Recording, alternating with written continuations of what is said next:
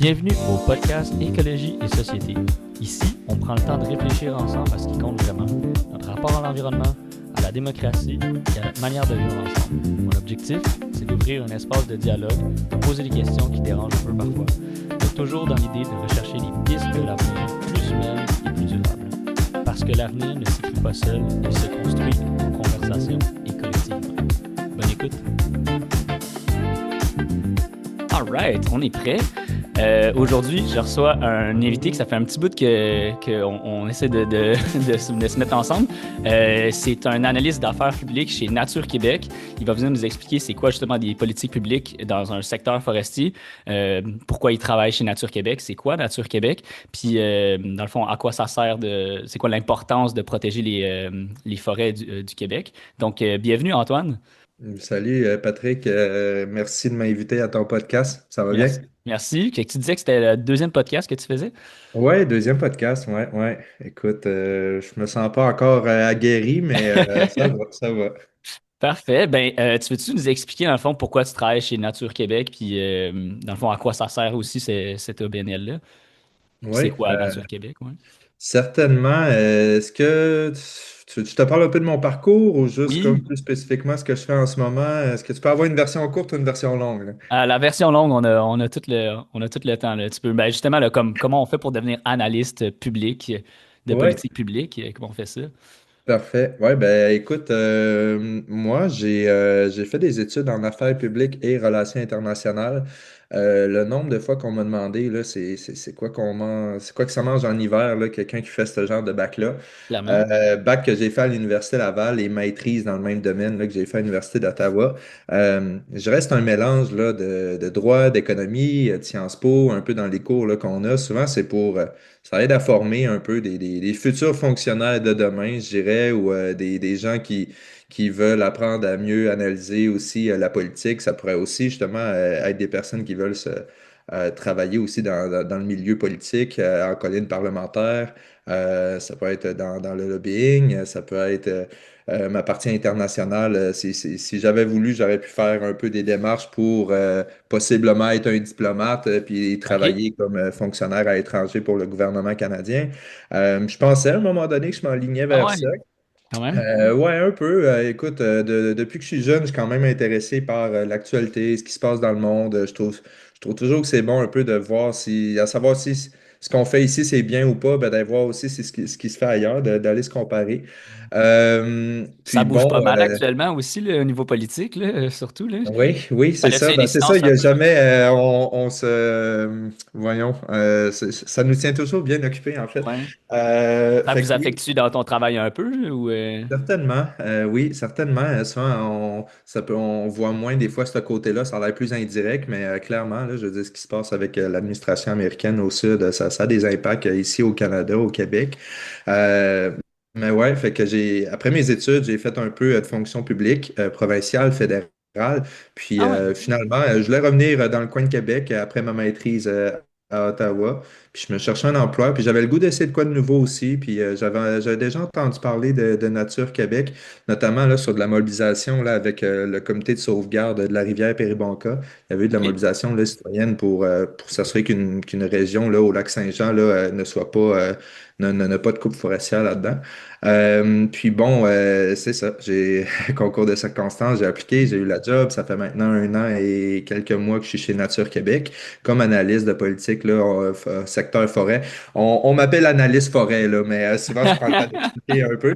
Mais ma job finalement chez Nature Québec, c'est d'analyser un peu l'actualité puis les politiques qui viennent jouer sur les forêts, que ce soit justement par rapport en matière de foresterie, mais ça peut être aussi plus large aussi, aussi en termes de conservation. Puis ben, c'est d'influencer les décideurs politiques avec des arguments solides pour des pratiques plus durables puis meilleures pour l'environnement. Puis Nature Québec, ça couvre tout le territoire du Québec à l'ensemble. Ça existe depuis combien de temps, Nature Québec aussi? Exact, exact. Ouais, Nature Québec, là, ça existe depuis 81, fait qu'on va Ah, quand bientôt même, hein? fêter notre 45e anniversaire là, Wow! prochainement. Félicitations. Ouais, ouais. Fait qu'une organisation qui se penche sur la conservation des milieux naturels, puis aussi sur l'utilisation durable de la ressource. Mettons, OK. si on pense sur le côté forestier, c'est peut-être un peu aussi avec l'utilisation durable là, de la ressource. On pourrait puis on travaille là, sur différents axes. Il y a 4 axes là, principaux chez Nature Québec. Il y a la biodiversité, il y a la forêt, il y a l'énergie et le climat, puis finalement l'environnement urbain. Fait qu'autant, là, on a un beau petit mélange de chargés de projet qui vont travailler sur parfois beaucoup sur le terrain ou des trucs beaucoup plus spécifiques, la cartographie, tu sais, de certaines régions au Québec, de des endroits qu'on considère à haut potentiel qu'on devrait conserver. Où il y a aussi des analystes de politique. On est 3 là, analystes chez Nature Québec on va aider finalement la directrice générale de Nature Québec à positionner l'organisation sur différents enjeux là, de politique publique. Donc, il y a un analyste forêt, moi, une analyste biodiversité, puis une analyste énergie-climat. Fait que Puis tu ça disais ressemble à ça. aussi, il y a des environnements urbains, ça compte aussi dans la foresterie, je suis pas sûr de comprendre. Non, non, ça va bien au-delà, c'est ça, OK. forestier. Le côté forestier, c'est un axe parmi tant d'autres. L'environnement, notre équipe d'environnement urbain se penche beaucoup sur le verdissement Ah, OK. ouais, c'est ça, en milieu urbain, là, que ce soit des verdissements de ruelles, que ce soit des projets là, pour inciter de l'apprentissage en plein air puis reverdir des écoles, des cours d'école. Ça peut être des cours de CHSLD, on a déjà eu des projets aussi avec eux. Cet été, j'étais planté des arbres au Grand Théâtre de Québec. Fait que, tu sais, OK, ça dépend wow. vraiment un peu là, des petits types de partenariats qu'on a, là. OK. Puis justement, comme tu sais, à tous les jours, tu lis des livres de politique publique. Comment ça marche, ces politiques-là? On les trouve où? Non, ça, écoute, ça, je laisse ça un peu plus à mon côté, mon côté académique, là, mes études là, que j'ai fait là-dedans, c'est plus là que j'étais allé me chercher une base pour être capable là, d'analyser les politiques publiques. Mais tu sais, c'est large là, quand on dit politique publique. Là, souvent, ça considère beaucoup d'actions par le gouvernement, mais principalement quand le gouvernement cherche à légiférer sur un domaine ou en tout cas sur un sujet qui porte selon lui, comme une attention publique qui devrait justement être légiférée, mais aussi ça peut être de la réglementation. Fait que quand justement il va y avoir un ajout d'un règlement, une modification d'un règlement, ça peut être là, c'est très large aussi, hein, tu sais, on vient aussi s'inscrire comme dans le débat public aussi. Fait que je veux dire, on est dans l'actualité aussi, on va réagir aussi à des décisions gouvernementales qu'on considère que oups, ça n'a peut-être pas été fait de la bonne façon ou voici comment on devrait s'aligner pour avoir des pratiques plus durables. Fait que c'est très, très large là, quand on parle de OK. politique publique, là. Je dirais que pas mal tout un peu de ce qu'on fait dans notre quotidien peut être sujet en matière de politique publique, là. Ben, tu sais Fait aussi, que, tu sais, on dit tout le temps que l'environnement est pas mal dans tout, là. Tu sais, je pense que ouais. souvent les gens on pense que l'économie c'est plus grand que l'environnement, mais je pense que les gens il faut qu'ils comprennent que l'économie c'est dans l'environnement, puis c'est pas Oui. l'inverse, là. Est-ce que tu travailles aussi avec le droit de la protection de l'environnement aussi? Est-ce que vous faites des fois des références à ce genre de choses-là dans les politiques? Comment ça fonctionne? Ouais, en fait, souvent, ce côté-là, je dirais qu'on l'aborde avec la collaboration avec le CQDE, le Centre québécois là, du droit de l'environnement. OK. Souvent, là, on va collaborer comme à partager un peu nos analyses qu'on fait de différents projets de loi, tu sais, de comment on voit telle situation gouvernementale. Est-ce que nous, tu sais, je veux dire, si on veut parler de droit de l'environnement, c'est toujours bien d'avoir une formation Ouais. de droit à être avocat ou en tout cas, tu sais, vraiment d'avoir un peu plus de notions. J'ai déjà eu quelques cours, mais comme je me sens vraiment pas assez à l'aise pour avoir vraiment une analyse juridique de la chose, puis c'est bien normal, là, j'ai pas, C'est un j'ai pas autre, assez le background pour ça. Fait que c'est un autre monde, là, tu sais, c'est vraiment ouais. plus, c'est un autre type d'analyse, fait que je veux dire, mais oui, on se complémente souvent comme ça, c'est toujours très important, je pense, à y chercher. Puis tu sais, veux pas, c'est, comme tu l'as dit, souvent ben, soit qu'on met contre un peu économie ou environnement ou comme on les dissocie, mais finalement, tout est dans tout, hein. Puis, Ouais. puis justement, ben, aussi le droit à un environnement sain, je veux dire, ça vient toucher.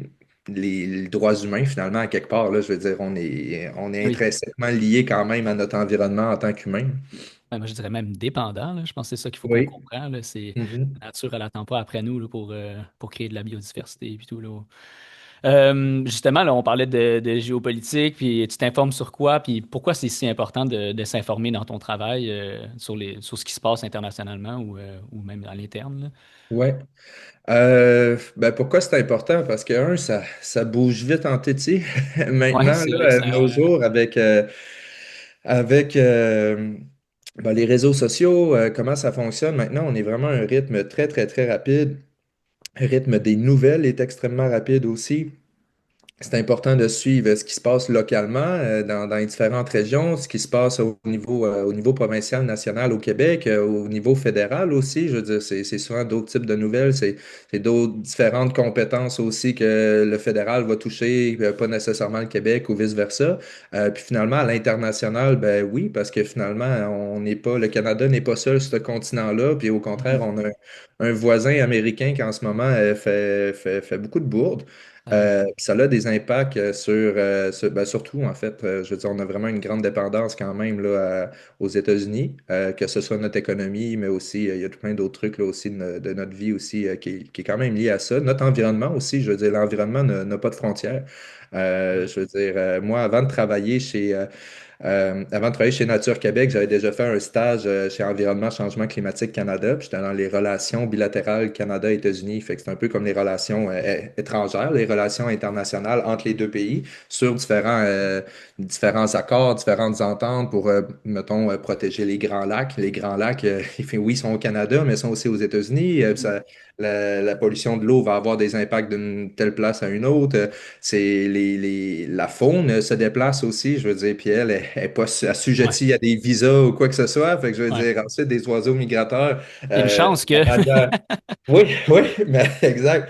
Mais de la manière qu'ils sont impactés ici, que leur environnement est impacté ici, ben, va avoir un impact aussi sur finalement l'espèce aussi quand elle va migrer aux États-Unis. Fait que, tu sais, en tout cas, je ne vais pas rentrer trop dans les Ouais, ouais. détails, mais c'est important de voir ça. Puis en ce moment, le, l'administration américaine sous Donald Trump court en ce moment une déréglementation. C'est vraiment une course à la déréglementation. On veut enlever des normes environnementales. C'est pas bon pour l'économie, etc., etc. C'est faux, premièrement, de prétendre ça. Mais ensuite, bon, c'est couleur spécifique à un individu, à un parti politique qui s'en va de l'avant avec ça. Mais ça a un impact aussi, finalement, parce que oups, on voit qu'ici, au Canada, au Québec, les entreprises ont peur de plus être autant compétitives. Les tarifs ont un impact, surtout si on parle de l'industrie ou du secteur forestier aussi, ça a un impact sur les entreprises d'ici. Fait que finalement, nous, je dois le prendre en considération dans mon analyse. Moi, je suis là pour parler d'environnement, mais si j'ai rien que des œillères, puis je te parle de conservation, je te parle de protection d'habitat, etc., puis sans jamais vouloir apporter l'argument économique, ben, je veux dire, finalement, les décideurs politiques vont trouver que j'ai pas, que mon argumentation est pas si solide finalement, Et puis que je c'est prends trop peut-être pas assez de... déconnecté, là, ouais. Exact, exact, tu sais. Je trouve, ce qui est bien, de travailler pour une organisation, un OBNL, tu sais, pour la société civile, puis aussi dans le milieu de l'environnement, ça nous donne une certaine marge de manœuvre, que justement, on veut pas rester dans le statu quo, puis même on est militant quand même, tu sais, on veut chercher Mhm. à comme atteindre tel objectif, puis se rendre vers telle direction, parce qu'on croit que ça, c'est, si on a une meilleure protection de l'environnement, ben, tout le monde y gagne. Mais c'est ça, faut être capable de de bien argumenter aussi cette position-là. Puis ça se fait aussi en le voyant d'un point de vue, oui, environnemental, d'un point de vue social, d'un point de vue économique. Fait que le mieux qu'on réussit un peu à bâtir cet argument-là, le mieux c'est aussi, là, je veux dire, c'est là Mhm. qu'on a l'air moins déconnecté, puis au contraire qu'on voit qu'on s'ancre dans la science, dans la réalité aussi sur le terrain, etc. Tu parlais de justement Donald Trump tantôt. Euh, est-ce qu'il y a vraiment eu un shift justement de justement du support ou des différentes politiques publiques qui ont changé depuis cette administration-là? Puis pourquoi, à quel point ça nous affecte au Canada, tu sais, Mm. autre que l'économie? Est-ce qu'il y a comme un sentiment de comme changement de mentalité? Puis vu que, tu sais, on dit tout le temps, là, il y a la montée de la droite puis du Ouais. conservatisme, est-ce que ça a une incidence sur justement comme ces politiques-là? Puis sentez-vous qu'à Nature Québec, vous avez moins de de support ou juste un changement de.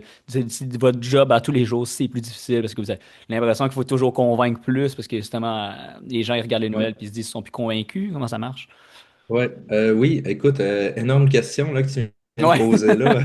Mais ben oui, là, écoute, day to day, je veux dire, j'ai quand même ce réflexe-là aussi de suivre ce qui se passe à l'international, mais tu sais, je pourrais aussi, tu sais, je veux dire, souvent quand même, nous, sur ce qu'on travaille à Nature Québec, c'est vraiment plus comme, c'est vraiment au territoire québécois, tu sais, souvent Mhm. ça va toucher certaines régions, puis tu sais, le lien, il est là avec l'international, mais il prend pas toute la place non plus, genre, fait que je veux dire, Ouais. Ouais. souvent, on va le voir dans nos sorties, nos publications, nos sorties médiatiques, etc. On commencera pas à comme faire une grande tirade de la géopolitique internationale, mais oui, ça a un impact. Puis avec le background que j'ai avec mes études, puis aussi mes anciennes jobs aussi, je veux dire, c'est quoi qui m'intéresse, c'est quoi que je suis. Mais l'impact, oui, il est énorme. Tu sais, faut vraiment pas. Faut pas diminuer ce qui se passe en ce moment. Je Non. veux dire, Non, vraiment pas. l'administration Trump, oui, elle a fait un énorme shift, là. Vraiment, ça se compare zéro à ce que aux dernières administrations américaines. Puis on cherche vraiment à déréglementer, on cherche à enlever le financement aussi. On voit que les priorités du gouvernement, puis ça, je veux dire, il y en a eu tellement, là, mais des décrets signés par le président américain pour enlever du financement ou à des projets de la NASA, que tu sais, les satellites pouvaient jouer un rôle justement par rapport à, voyons, à la surveillance, puis à des méthodes de calcul, mettons, liées au changement climatique. Tu sais, le GIEC aussi, ce Mhm, groupe mhm. d'experts-là aussi.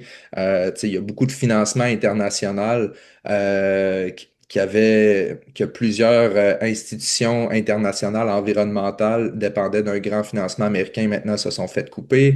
Mais même, tu sais, toutes les normes, tu sais, avant, il n'y a pas si longtemps, les États-Unis avaient quand même des bonnes normes en termes euh, de vente de véhicules à zéro émission, mettons, tu sais, vraiment de faire cette transition-là vers des voitures électriques, que là, en enlevant des normes comme ça, en enlevant des standards, ben après, nous, on a une économie très interreliée aussi avec les États-Unis. Fait que, tu sais, après, ensuite, les entreprises ici sentent que s'ils gardent les mêmes réglementations, standards qu'il y a qu'on a réussi à avoir avec le temps, mais qu'ils ne se considèrent pas finalement compétitifs avec d'autres entreprises américaines, etc. Ou tu sais, finalement, tu sais, c'est ça pour dire que ça a un impact aussi ici, puis que les décideurs politiques sont pas insensibles à ça, parce que, les menaces tarifaires puis l'incertitude économique causée par Donald Trump, ça a un impact économique là, au Canada assez grand. Puis, tu sais, même, je veux dire, il est allé au-delà de ça, là. Je veux dire, des fois, il allait avec ses blagues sur le 51e État.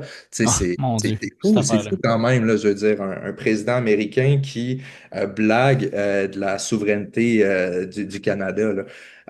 Fait que, tu sais, ça a aussi des considérations au-delà de l'économie aussi, militaire, tu sais, je veux dire, d'autodétermination, etc., etc. Fait que là, l'économie est en mouvance, puis on cherche comme à trouver des nouvelles manières de moins dépendre, je dirais, des États-Unis. Puis ça, ben, ça a des impacts aussi finalement sur des questions de normes environnementales ou aussi de priority shifting, là, Ouais. finalement que là, la protection environnementale n'est plus comme au premier plan ou tu sais, dans les trois premières priorités, mettons, du gouvernement en place, que ce soit au Canada, que ce soit au Québec aussi. Mondialement, Euh, ouais, ça se voit, là. Ouais, mondialement, en fait, tu sais, je veux dire, c'est ça, là, je veux dire, cette course, c'est cette montée de l'extrême droite, de la droite, du conservatisme, je veux dire, en tout cas, tu sais, du conservatisme, c'est très différent que de l'extrême droite, là, je veux dire, il y en a un qui est beaucoup pire qu'un autre, c'est l'extrême droite.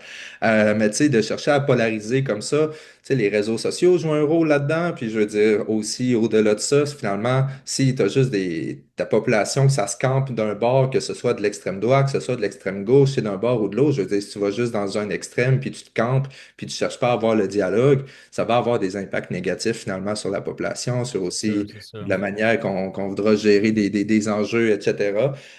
Puis tu sais, c'est le Québec, je pense, puis le Canada, ils ont été un peu plus tardif, mettons, là, dans cette montée-là, mais il la connaît aussi. Puis je veux dire, en ce moment, je dirais ma lecture un peu plus politique, je dirais, avec les élections qui vont s'en venir, parce qu'on va avoir des élections provinciales cet automne. Mhm. Ben, tu sais, c'est un peu une course au centre droit un peu, là, tu sais, je veux dire, les partis en ce moment, je pense qu'ils tendent un peu plus à droite qu'ils l'ont peut-être déjà été il y a 5 ou 10 ans. Ouais, Euh, clairement.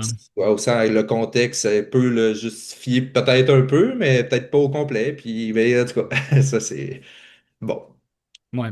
Puis justement, comment vous jonglez au niveau stratégique? Est-ce que vous avez des outils pour justement comme gérer ce genre de haut et Oui, bas là actuellement? Qu'est-ce que vous faites chez Nature Québec oui, c'est vrai, ça, c'était comme pour un analyser peu ça? la deuxième partie aussi de ton questionnement, mais tu sais, c'est très large un peu de la manière que, autant de comment notre stratégie, tu sais, on a différentes. Si, mettons, notre stratégie de représentation gouvernementale, politique, tu sais, mettons, le travail que je fais en tant qu'analyste de politique publique envers les décideurs politiques, envers le gouvernement en place, envers des partis d'opposition aussi, tu sais, je veux dire, c'est du monde qu'on veut se tenir informé aussi de leur position, puis voir comment on peut aussi soit les informer, en fait, les sensibiliser. Je veux dire, on joue quand même un rôle de vulgarisateur aussi de la science dans différents secteurs de l'environnement, puis aussi de comme essayer de les guider de comment, tu sais, si vous croyez que c'est important justement de lutter contre les changements climatiques, de protéger des habitats d'espèces vulnérables, menacées, ben, vous devriez faire ça, ça, ça. Tu sais, on va faire des recommandations souvent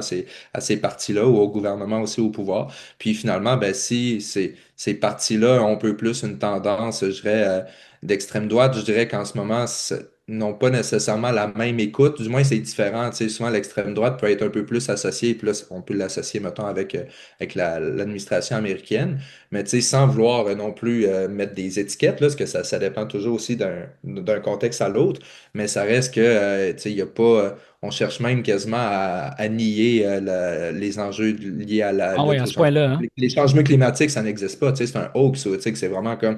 Fait que, tu sais, je veux dire, ça, si on fait face à un gouvernement qui aurait cette position-là, c'est quand même beaucoup plus dur pour nous, ou du moins, on va changer notre stratégie. On ne pourra peut-être pas prendre le temps de s'asseoir main dans la main puis être dans la collaboration. Ce sera peut-être un peu plus, tout en voulant rester constructif, parce que Nature Québec trouve ça important d'être basé sur la science puis d'avoir une approche constructive, mais ça se peut bien que finalement, ce sera plus des démarches un peu plus militantes avec des actions concrètes de mobilisation que peut-être là va fléchir un peu plus, va avoir un peu plus un impact, mettons, sur un gouvernement qui nous écouterait moins de telle façon.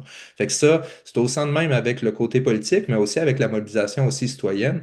Je veux dire, la protection de l'environnement, ça nous concerne tous, hein, la conservation des milieux naturels, on l'a dit au tout début, là, justement, qu'on est lié, Mhm. on est dépendant de la nature. Puis finalement, tu sais, ça va vraiment dépendre. Tout ce monde-là, souvent vont avoir ont un attachement à la nature. Puis, tu sais, c'est rien qu'ils l'expriment d'une façon différente. Il y en a qui vont être très à l'écoute, mettons, je sais pas, moi, tu sais, mettons, de l'objectif de la conservation de 30% du territoire d'ici 2030. Puis, tu sais, ils voudront viser justement avoir plus d'air protégé, avoir l'accès à la nature, etc. Que justement, il y en a d'autres, la protection environnementale va être un peu plus associée comme pas dans ma cour, tu sais, de comme, tu sais, tu Ouais. comprends que moi, je suis capable de garder mon confort, mais tu sais, oui, je veux de la protection, mais pas qu'il va toucher non plus, est-ce que ça va avoir un impact sur mon emploi si je travaille justement dans le domaine des ressources naturelles, etc., etc.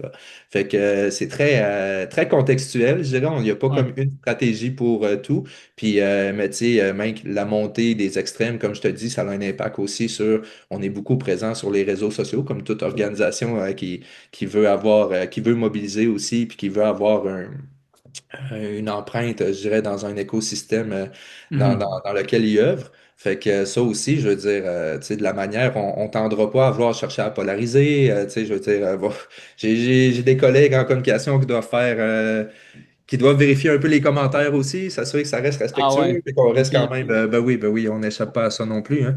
Pour Fait ouais. que, Ouais. ouais. Y a-tu, tu sais, tu parlais de contexte, c'est-tu parce que justement, comme on est tellement en bonne posture, justement, au Canada, en tant que, justement, citoyen au Canada, on est vraiment bien, là, je veux dire, on vit clairement dans le confort, là, c'est pas pour rien Ouais. qu'on habite ici, là. Mais Mhm. c'est-tu à cause de ça que, justement, les partis politiques ont de la misère à, justement, à trouver que les impacts environnementaux viennent les rejoindre, donc, nécessairement, ils font pas ça, ou c'est juste une question de mentalité ou même de génération, je sais pas. Tu sais, c'est vraiment pas monolithique, là. C'est quand même, je pense, on a quand même un pluralisme politique au Québec, au Canada. Oui, je pense qu'on a un certain confort, effectivement. Puis, tu sais, je pense qu'on c'est facile de s'asseoir aussi sur nos lauriers, hein, Mhm. euh, mais je dirais que principalement, l'enjeu, je dirais, c'est que au niveau politique, voyons, des sous-termes que j'ai le mot en tête. En tout cas, une élection, c'est aux 4 ans. OK, Donc, tu ouais. sais, je veux dire, il y aura toujours un peu, veux pas, ça va toujours, tu sais, ton processus décisionnel va souvent se souscrire finalement à une vision un peu plus, c'est plus difficile, tu sais, que si tu parles de protection de l'environnement, de lutte au changement climatique, etc., tu travailles pas là-dessus pour avoir des résultats dans 2, 3, 4 ans, tu sais, que tu vas être capable de donner une reddition de compte des résultats, puis là, de montrer aux citoyens que, regarde, tu as travaillé là-dessus, puis maintenant on est là, etc. Tu sais, c'est souvent des impacts, ça va apparaître des fois peut-être dans le plus long terme aussi. Fait que, tu sais, je veux dire, tu as tout plein maintenant là, de recherches qui vont expliquer comment l'investissement que tu vas mettre dans ton atténuation au changement climatique, tu gagnes bien plus à faire ça que avoir justement une perturbation naturelle qui a été amplifiée par les changements climatiques, puis qui va t'avoir coûté des milliards en Mhm. dommages. Puis aussi, tu sais, t'as des populations qui sont évacuées. Ça coûte de quoi? Ça a un impact aussi sur la santé mentale, sur bien des trucs aussi, sur le tissu social aussi. Fait que, tu sais, ça, c'est des fois, c'est plus dur un peu à quantifier de manière monétaire aussi. Puis la nature nous offre tout plein de services écosystémiques là, qu'on appelle. Tu sais, je veux dire, la forêt elle vient réguler ton climat, elle vient purifier ton eau. Tu sais, il y a comme plein de trucs comme ça que c'est un rôle que ta nature joue naturellement. Puis sans ça, ben, ça coûterait combien à un gouvernement d'essayer de remplacer ce que la nature nous fait gratuitement? Ouais, Euh, ouais. Fait que, tu sais, ça aussi, c'est dur à comme quantifier puis à mettre un prix là-dessus. Puis souvent, c'est comme ça fait pas encore le poids, on dirait, entre ça qu'à comparer des acteurs industriels ou tu sais, des promoteurs de projets qui en ce moment ils ont des considérations économiques qui sont à court terme, qui sont vraiment là, comme là, j'ai besoin d'une réponse, je veux ça, tu sais, je m'en vais là. Fait que, euh, fait que c'est ça, je Ouais. pense, c'est comme, c'est un des trucs les plus. Ouais, ben tu sais, il y avait un de mes anciens, une personne qui est venue au podcast qui disait que justement, tu sais, le capitalisme, ça va pas régler justement la crise climatique parce que ça en est comme même la cause.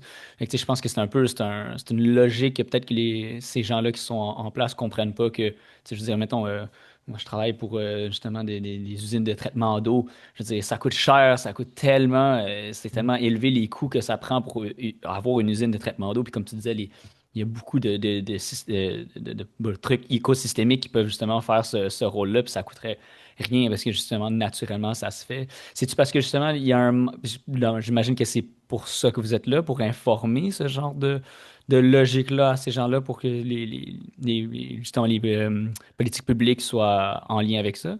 Ou du moins Oui, qu'ils... ben oui, certainement. Là, moi, en tout cas, tu sais, selon moi, c'est un très bon argument, là, justement, d'aller chercher un peu plus aussi cet argument économique-là, parce que veut pas, on est dans un système, justement, économique, capitaliste. Je veux dire, ensuite, il faut avoir aussi des arguments économiques qui viennent rejoindre aussi nos autres arguments qui sont plus de nature environnementale, sociale, etc. Puis, tu sais, effectivement, il y a des personnes qui sont beaucoup plus à l'écoute à ce genre d'arguments-là, fait que c'est bien d'aller chercher. C'est des chiffres qui existent, c'est pas, tu sais, je veux dire, c'est pas nouveau, là, en fait, là. Je veux dire, ça commence à faire plusieurs années, puis on s'y penche de plus en plus, mais c'est pas, on n'est pas à une ou deux recherches, là, qui nous expliquent que c'est bien d'investir dans des mesures de conservation, etc., là.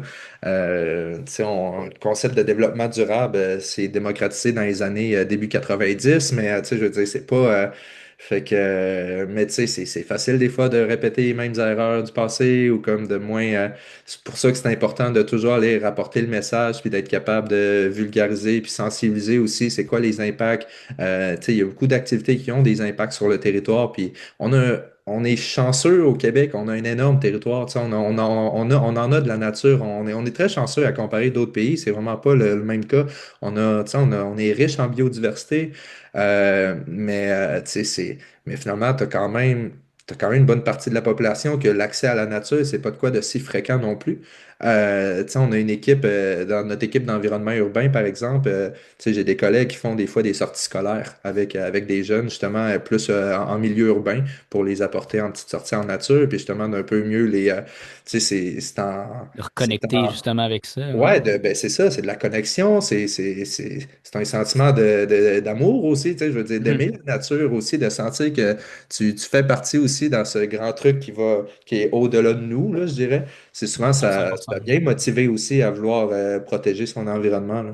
Puis, peux-tu nous partager aussi un exemple concret de collaboration avec des élus puis les fonctionnaires qui a justement fait un bon changement de chiffre de politique puis que justement tu sens que ça a vraiment fait un impact, la protection? Ouais, écoute, moi, ça fait 1 an et quelques mois que je suis là, fait que j'ai peut-être pas, dans ma tête le meilleur exemple que, Nature Québec a, de collaboration avec un élu ou avec des fonctionnaires. Je dirais entre les dossiers forêts et les dossiers de conservation, notre collaboration avec les fonctionnaires est différente. Je dirais qu'on a quand même beaucoup de collaboration avec des fonctionnaires du ministère de l'Environnement et de la lutte au changement climatique, à comparer le ministère des Ressources naturelles et des Forêts, qu'on a un peu d'échanges, de collaboration, mais c'est pas un même niveau, là, je dirais. Fait OK. que, tu sais, il y en a un que avec le ministère de l'Environnement, on va siéger parfois sur des tables de consultation, de réflexion. Je sais pas trop comment ils appellent ça, là, mais comme sur différents outils de conservation. Je pense entre autres aux AMCE, qui est les autres mesures de conservation efficaces, qu'on travaille quand même là, beaucoup de là-dessus. Qu'on fait avec les discussions par rapport à la définition cet outil de reconnaissance-là. Puis aussi, même, on agit un peu comme agent accompagnateur, je dirais, là, de différentes personnes ou groupes ou municipalités, etc., qui voudraient reconnaître des pratiques de gestion de territoire comme des AMCE, des hautes mesures de conservation efficaces, qui sont comme complémentaires aux aires protégées, en fait. Là, c'est comme pour un autre outil de conservation de territoire.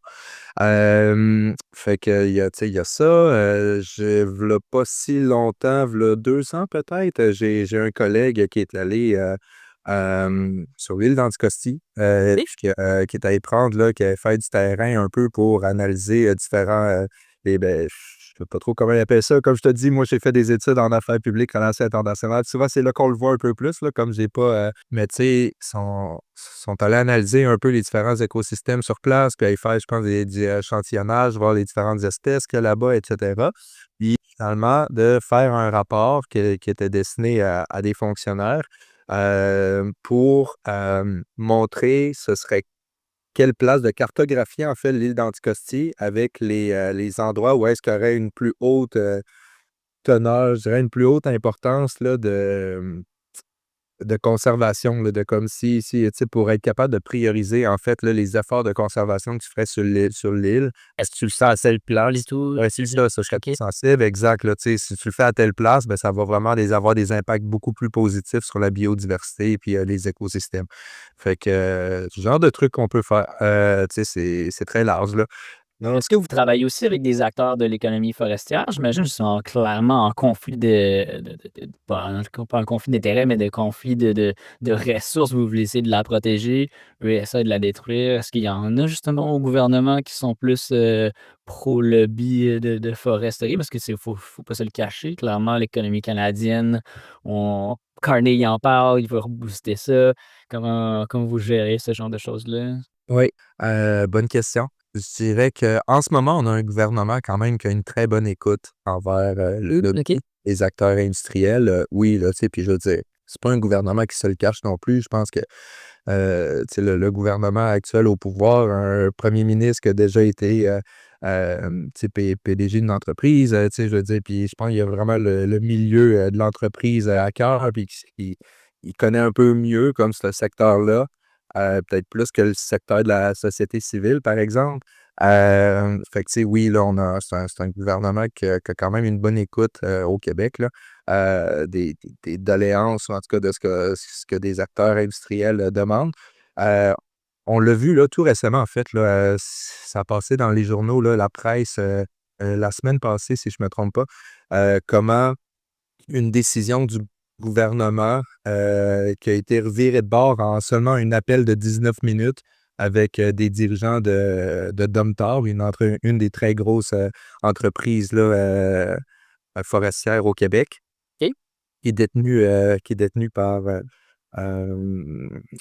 par Consortium un homme d'affaires d'Indonésie. En fait, ce n'est plus. Oui, oui, c'est ça. Souvent, on pense que c'est un bon fleuron québécois, là, mais ça a été racheté là, v'là 2-3 ans là, par Paper Excellence, mais ils ont gardé le nom de Domtar. Mais bon, fait que très grands acteurs là, dans le milieu de l'industrie forestière. Puis, en seulement quelques minutes, ils ont réussi à convaincre une DG du ministère des Ressources naturelles des Forêts de revisiter une décision pour finalement que ce soit en leur faveur. Puis ça a eu des impacts surtout avec la communauté, nous, de Pessamit, qu'eux réclamaient que justement, ils ont des considérations culturelles, puis aussi avec leurs droits ancestraux, mettons, sur telle partie du secteur qu'ils ont décidé d'aller couper.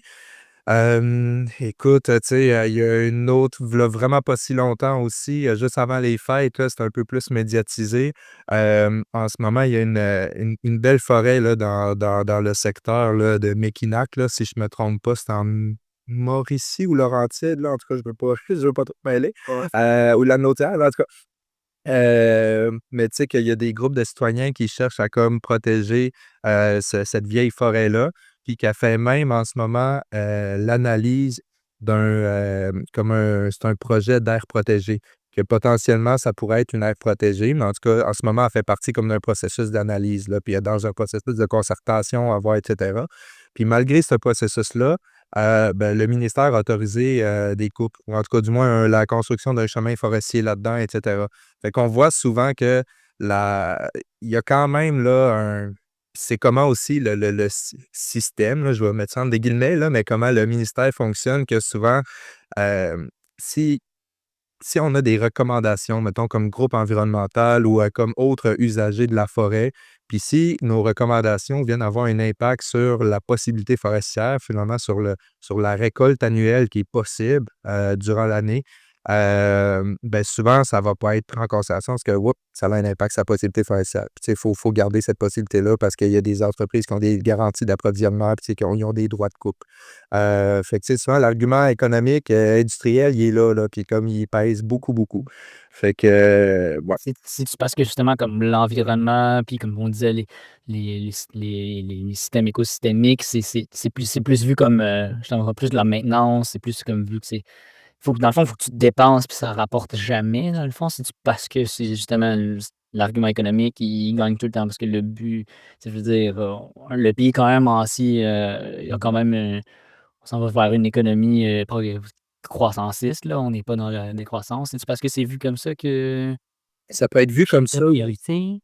Oui, ça peut être vu comme ça par le gouvernement. Ça peut être aussi, je veux dire, c'est je dirais que le lobby forestier, je veux dire, c'est a quand même beaucoup de ressources aussi. Je veux dire, après, eux aussi, ils vont, plaider aussi pour des décisions qui sont en leur faveur aussi, qui souvent, dans le système capitaliste qu'on vit, je veux dire, souvent, une compagnie, une entreprise, ou en tout cas, va tendre des fois avec peut-être des fois des intérêts un peu plus court-termistes que si on serait plus dans le mode d'intérêt public, qu'on parle justement de conservation de la nature ou de lutte au changement climatique, on va étaler ça sur pas mal plus d'années, mettons.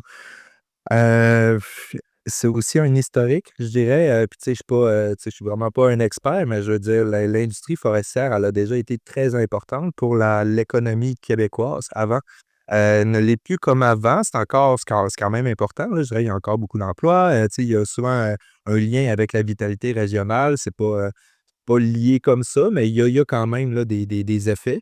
Hem ça, tu sais, ça aussi, ça vient jouer aussi là-dessus. Je veux dire, c'est comme, tu sais, c'est un ce que nous, groupes environnementaux, on décrit, puis aussi d'autres acteurs, en fait, du milieu forestier, parce qu'on s'entend quand on parle du secteur forestier, du milieu forestier, on parle pas juste de compagnies, de sciage de bois, Ouais, les des consommateurs aussi, j'imagine, de consommateurs, oui, mais aussi comme les travailleurs forestiers, nous, mettons, avec, je pourrais en parler un peu plus là après si tu veux, mais on s'est mobilisé là, contre un projet de loi, le projet de loi 97, durant l'année là, 2025. Puis c'était une réforme au régime forestier. C'était pour vouloir moderniser tout le cadre législatif qui vient régir un peu la foresterie au Québec. Puis ce que le gouvernement a proposé, ça avait beaucoup, ça venait répondre beaucoup aux besoins de l'industrie forestière, mais par contre, aux dépens de l'intérêt, autant même des travailleurs forestiers, parce que nous, on s'est joint justement, on s'est mobilisé contre ce projet de loi-là avec plein d'acteurs, avec les syndicats des travailleurs forestiers, parce que eux, finalement, c'est comme si finalement ce que tu proposes a trop d'impact sur voyons, si les pratiques forestières ont trop d'impact justement sur l'environnement, etc., ben, ça a un impact sur la durabilité de la ressource. Mais si à un moment donné, tu as moins de ressources parce que tu n'as pas été capable de gérer bien la durabilité puis de prendre soin des écosystèmes, ben, tu es en train d'appauvrir Donc, ta forêt. l'économie, Puis appauvrir ta forêt va appauvrir aussi finalement ton travailleur parce qu'à un moment donné, il n'y aura peut-être plus de job lié à ça. Tu sais, on s'entend, là, je ne veux pas être pessimiste ou extrémiste, mais comme dans le temps, tu sais, ça va avoir des impacts à moyen long terme. ben, je pense que quand la réflexion se fait, là, même si c'est pas demain que ça va arriver, là. Puis il y a tout plein d'autres usagers, en fait, les ZEC, les pourvoiries. Fait que je veux dire, tu es un chasseur, tu es un pêcheur. Je veux dire, et les Premières Nations, je veux dire, eux, ils ont tu sais, leurs droits ancestraux sont intimement liés aussi avec le territoire. Tu sais, je veux dire, le réécotourisme aussi, les parcs régionaux, je veux Ouais, dire, mais les sentiers, etc. Je veux dire, il y a tout ce monde-là qui partage le territoire. Ça, dans le milieu, justement, c'est de l'harmonisation, de la conciliation des usages. Puis finalement, ben, c'est ça que je voulais dire, c'est que le projet de loi 97 venait trop bénéficier la partie industrielle aux dépens des autres parties que je viens de te nommer. Puis ça avait des impacts finalement sur l'environnement, puis aussi au niveau social. Il y avait moins de consultations à certaines parties du territoire, etc. Ça ne venait pas représenter les acquis qu'on avait réussi à avoir pour des meilleures normes environnementales, sociales, la gestion participative et démocratique de l'aménagement du territoire au Québec. Fait que tout ça, fait que, en tout cas, je te dis ça simplement pour te montrer comment la dynamique un peu, là, je dirais, là, dans ce milieu-là. Puis ça, c'est histoire récente, là, ce projet de loi-là. Finalement, avec une bonne opposition, le projet de loi a été abandonné cet automne. OK. C'est rare, là, c'est rare qu'un gouvernement qui est majoritaire va abandonner un projet de loi que lui-même a lancé, là. Il l'a abandonné en fin septembre, je ne me trompe pas. Et à Puis cause de là, quoi? Qu'est-ce qui a fait que il y a juste trop. Ça a été quoi l'argument ou la stratégie qui a été le plus efficace pour que les convaincre? ouais. Ou vous êtes juste surpris, c'est comme whoop. Non, non, on n'a pas été surpris. Écoute, il y a eu quand même, il y a eu une grande mobilisation. Je pense que le gouvernement a été surpris. Je pense qu'il, dans son calcul, il devait s'attendre que, les groupes environnementaux n'allaient pas être satisfaits avec ce qu'elle allait présenter. Mais je pense pas qu'il allait s'attendre que les syndicats des travailleurs forestiers aussi n'allaient pas être satisfaits de cette réforme-là. Que les Premières Nations, il y a eu beaucoup de mobilisation autochtone, en fait, durant l'été.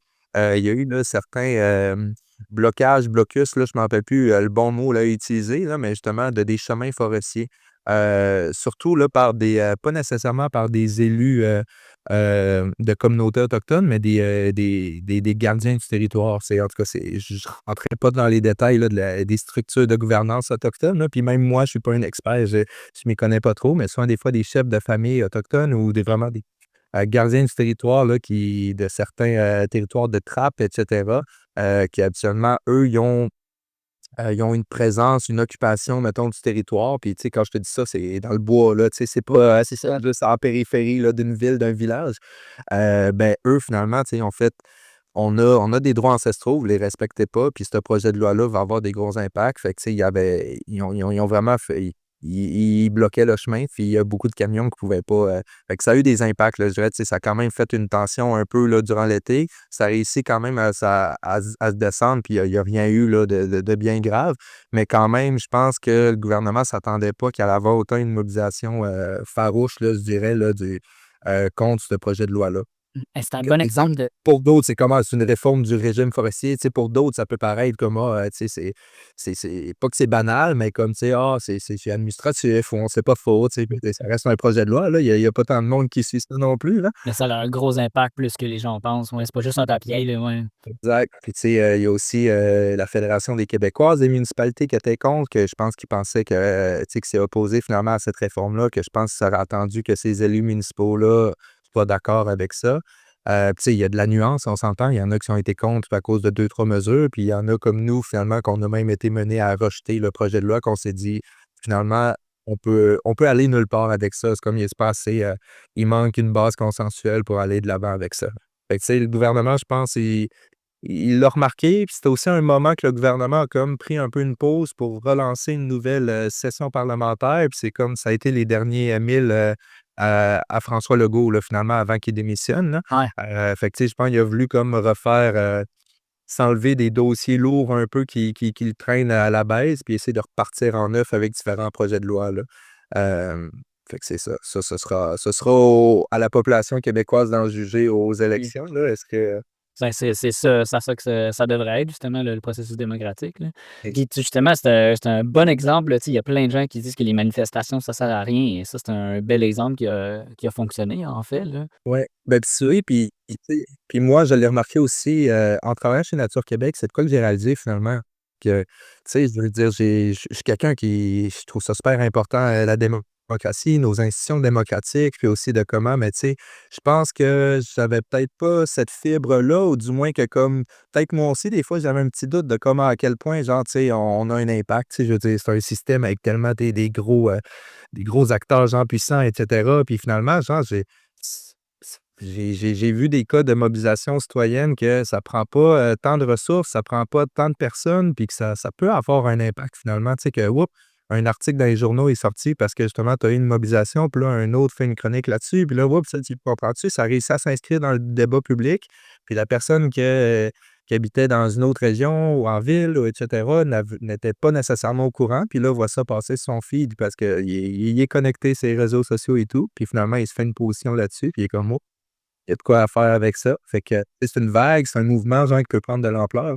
Ben oui, j'imagine que quand tu es fonctionnaire puis que tu vois justement des gens à ta porte de l'endroit où tu travailles, tu te dis OK, finalement, il peut y avoir quelques personnes, puis ce que je fais, ça a de l'importance. Puis justement, les pancartes, c'est pas long à lire, ça a souvent des beaux slogans, puis c'est super intéressant.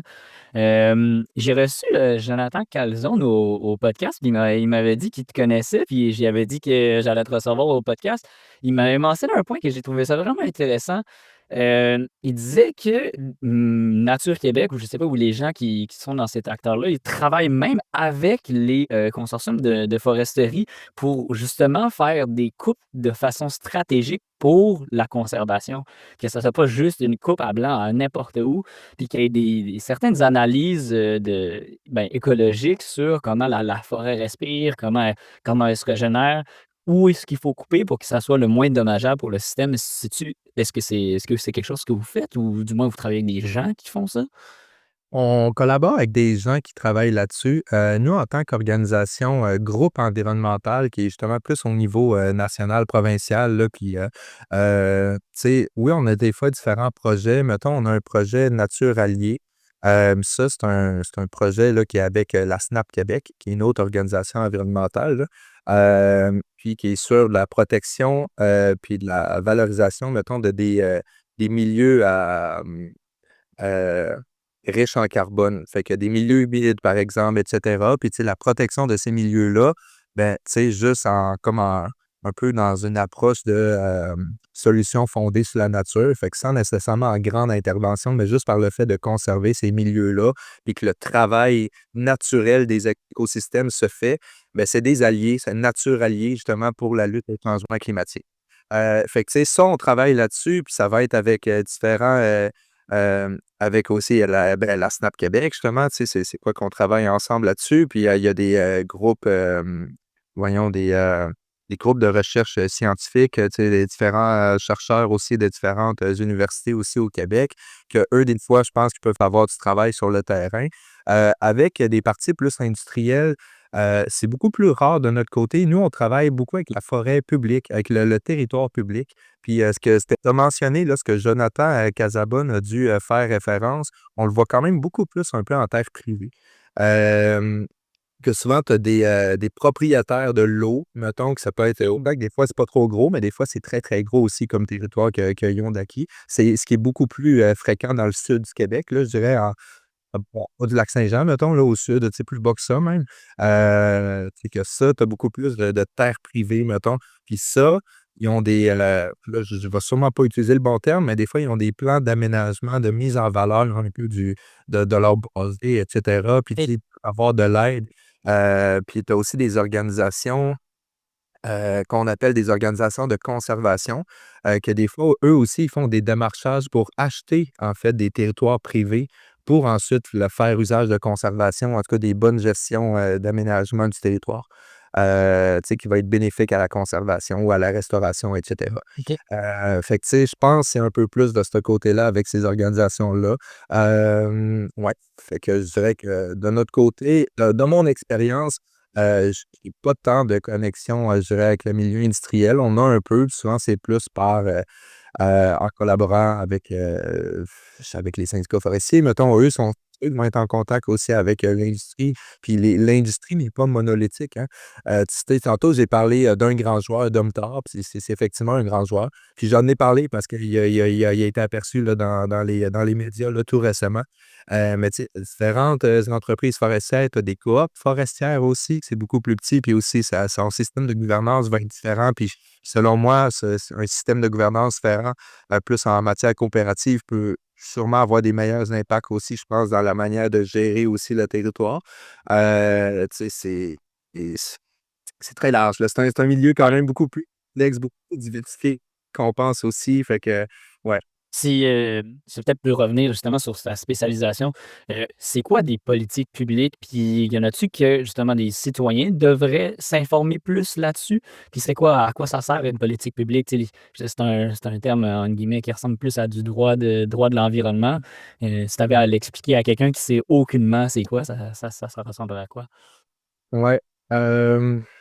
C'est une politique, fait que je veux dire, une politique, c'est là pour faire un changement, hein, tu sais, c'est pour créer, c'est pour, réguler, c'est pour légiférer, c'est pour, mettre une attention spécifique comme sur souvent un enjeu public qu'on peut dire, genre, tu sais, ou un problème public ou tu sais, souvent, c'est comme, il y a de quoi qui se passe dans la société, puis là, il est comme: «OK, faut encadrer ça, faut être capable comme de le mettre en place puis que ce soit présent dans la société puis qu'on sait comment ça fonctionne. Tu sais, c'est un peu de la manière qu'on veut, en fait, s'organiser en tant que société. Tu sais, je veux dire, si je parle de politique publique en termes de foresterie, je peux te parler du régime forestier, qui est la loi sur l'aménagement durable du territoire forestier. Cette loi-là, c'est la loi cadre principalement de la foresterie en terre publique, en terre privée, puis c'est très large. Puis, tu sais, ça va au-delà de la foresterie, parce que c'est l'aménagement durable du territoire forestier, mais principalement de la foresterie. Mais ça impacte aussi les usagers forestiers, etc., etc. Ensuite, cette loi-là, elle va avoir un règlement.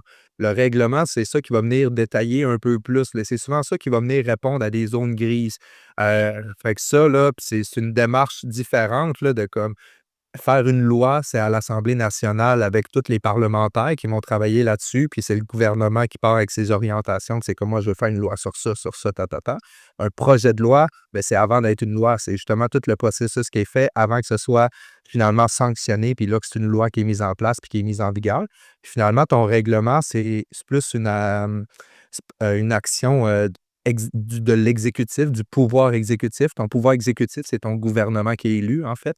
Fait que c'est pas tous les parlementaires, c'est pas tous les élus. Tu sais, il y a des élus en ce moment de Québec solidaire, il y en a de Parti québécois, il y en a du Parti libéral, mais en fait, les élus qui font partie du gouvernement caquiste en ce moment, eux font partie de l'exécutif.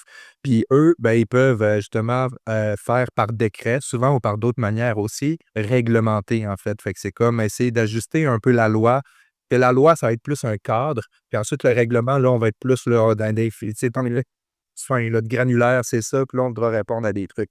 Fait que, tu sais, règlement sur l'aménagement durable, territoire forestier, il est gros, là, tu sais, il y en a plein, là. Il y a des règlements sur les cours d'eau, il y a des règlements sur comment ta construction de tes chemins forestiers, tu sais, il y a de la règlement sur ta protection d'habitat faunique, sur ça, sur ci, genre, c'est large, c'est large. Est-ce que ça va par municipalité? Je veux dire, est-ce que le Saguenay, la Gaspésie et la Montérégie ont chacun leur politique, qui est plus spécifique à leur région ou c'est très général? Non, c'est une bonne question, parce que justement, en ce moment, dans ce que le monde demande dans une réforme du régime forestier, il aimerait avoir plus une régionalisation, en fait que du processus décisionnel parce qu'effectivement, tes forêts au Saguenay-Lac-Saint-Jean, sont différentes que tes forêts dans la Naudière ou de la Côte-Nord ou bien, dans le Bas-Saint-Laurent. Puis c'est aussi pas les mêmes c'est pas le même contexte.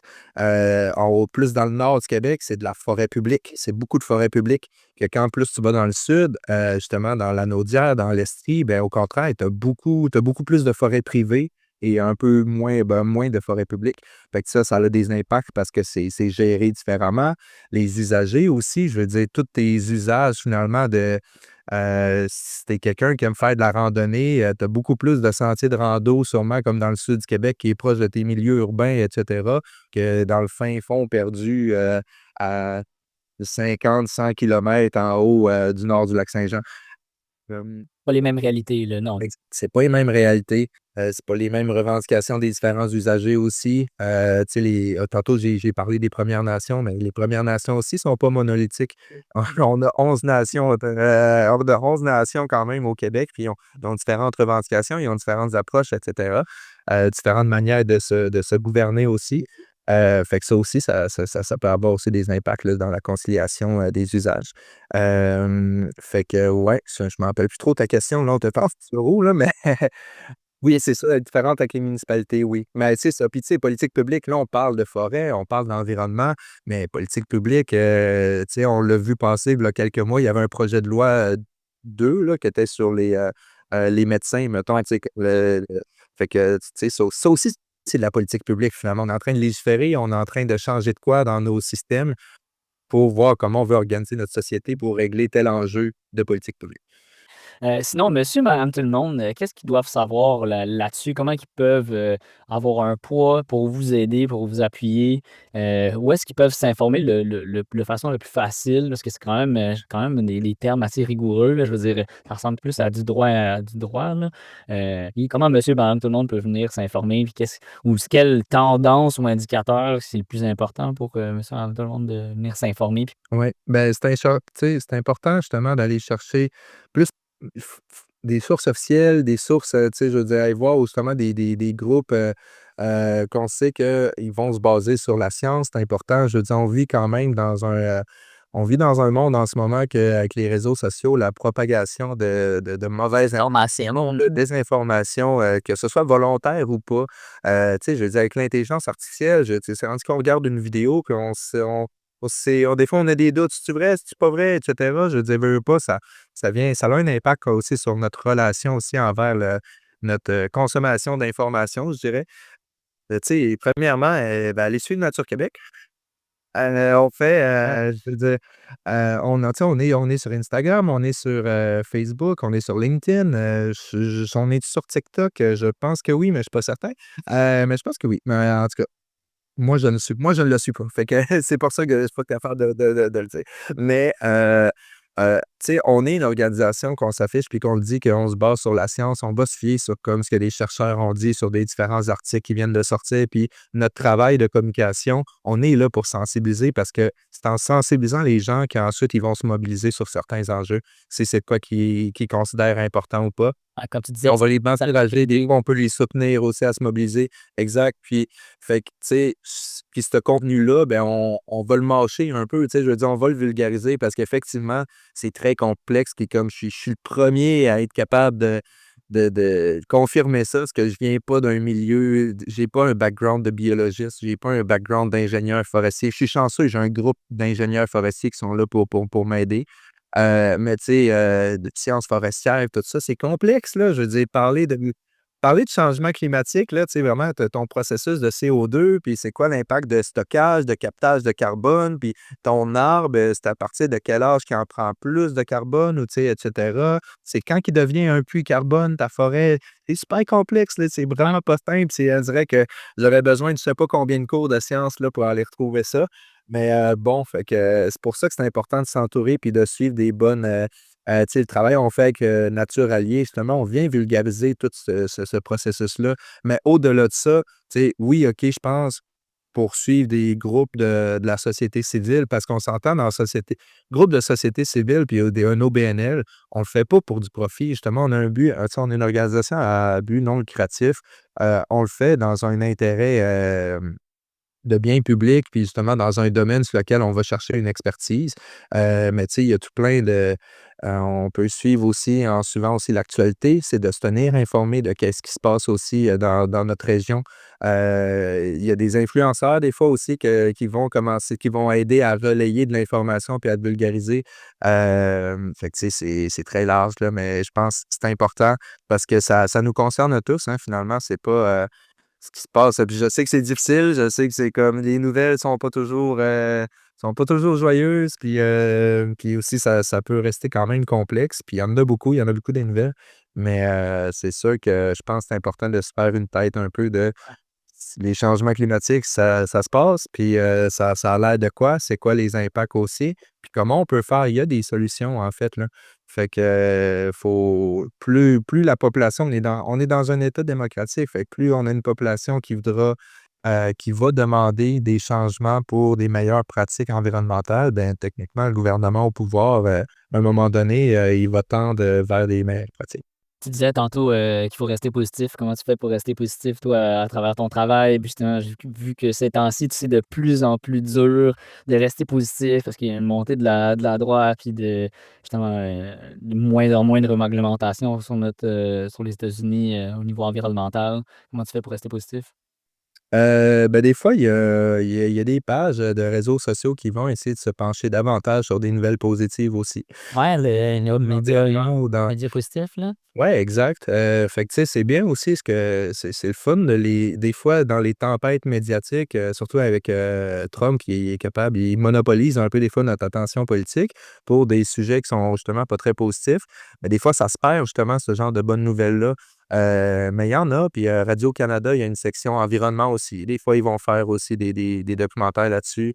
C'est d'en parler aussi, hein, tu sais, je veux dire, finalement, c'est des préoccupations qu'on partage principalement avec plusieurs personnes, puis des fois, on prend pas le temps de s'en parler, puis de voir, des fois, juste de voir justement des groupes se mobiliser justement sur un projet, puis qui réussissent à avoir une victoire dans leur, Fatwa, ouais. municipalité, dans leur municipalité qui est comme bien en région, genre, tu sais, que comme peut-être qu'on connaîtrait même pas le nom, mais c'est encourageant de voir des trucs comme ça quand même. De voir que ça a un impact, tu sais, je veux dire, j'ai commencé là au début en disant que j'ai connu Nature Québec, sur la mobilisation qui avait été faite là avec le comité de sauvegarde de la rivière Ribonka. C'est une rivière, juste au nord là du lac Saint-Jean. Je viens du lac Saint-Jean, hein, fait que je veux dire souvent je parle du lac là, c'est un peu de quoi qui vient un peu plus rapidement. Mais oui. Mais tu sais, ils ont réussi en fait. Ils ont réussi à avoir assez d'attention, de la part, du gouvernement. Puis tu sais, ils ont convaincu finalement de pas aller avec, le projet, si je me trompe pas, c'est la coupe forestière, là, je me rappelle plus s'il y avait de quoi d'autre aussi lié à ça, ça se peut là. C'est pas de quoi que j'ai suivi beaucoup dans le détail dans ces années-là, puis c'est ça, je me rappelle plus c'est quand là, c'est peut-être en 2018 ou 2019, de quoi de même là. Ça fait quelques années, mais ça fait pas si longtemps non plus. Mais tu sais, ils ont réussi. Fait que tu sais, il y a eu du positif là-dedans, puis il y en a plusieurs des cas comme ça, faut y trouver. Fait que je dirais que ça s'encourage, ouais. Ben, je reviens du Yukon justement, là, puis je suis allé faire, justement 10 jours, ben, je te l'avais dit, là, que j'étais allé faire du ski de fond et tout. Puis ce que j'ai le plus aimé de cet endroit-là, c'est que j'ai pas vu un seul déchet, à part une bouteille à terre une fois, mais la majorité, il y a aucun déchet. Puis j'ai l'impression que, comme tu disais, la connexion à la nature, c'est vraiment important. Puis je pense que là-bas, il y en a plus. Je sais pas si c'est parce qu'on est une petite ville ou je sais pas, tu sais, il y en a des petites villes au Québec, puis c'est pas pareil. Tu penses que qu'est-ce qui fait en sorte que l'éducation justement, puis ton rapport à la connexion, puis qu'est-ce que tu penses que comment les gens peuvent être plus engagés en tant que citoyens pour, plus conscientiser là-dessus? Ouais.